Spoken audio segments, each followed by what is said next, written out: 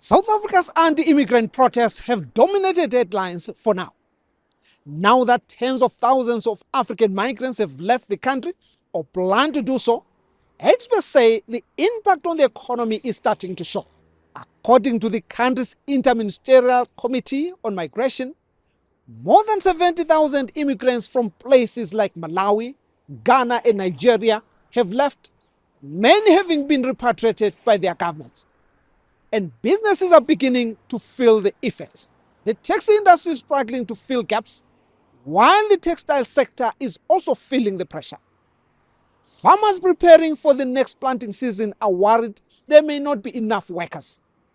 Labor unions say some industries may face difficult times ahead.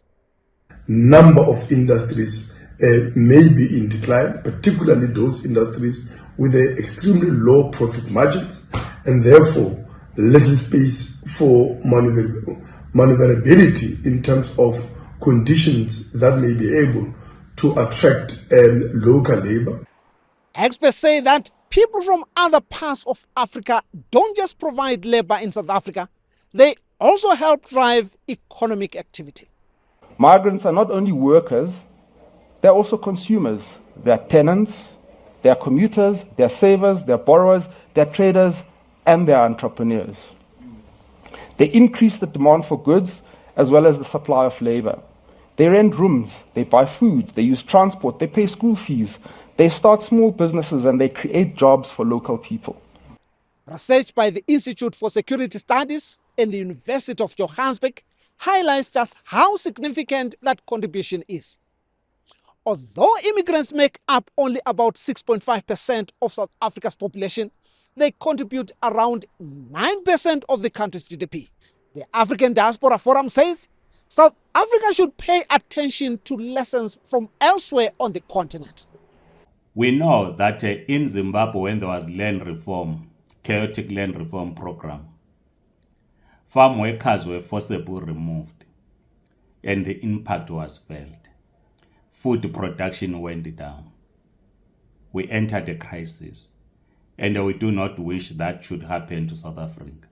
The organization says the extent of the economic consequences of the latest wave of xenophobia is likely to become evident in the coming months. For some analysts, the issue goes beyond jobs and labor. They argue that anti-immigrant sentiment in South Africa could also hurt the country's ambition for greater trade and economic integration across Africa. These anti-immigrant actions are an act of economic self-sabotage that directly paralyzes our tourism sectors and deters the vital intra-Africa trade, inter-Africa capital needed for our self-reliance. As the debate over legal and illegal immigration to South Africa continues, one question is becoming harder to ignore.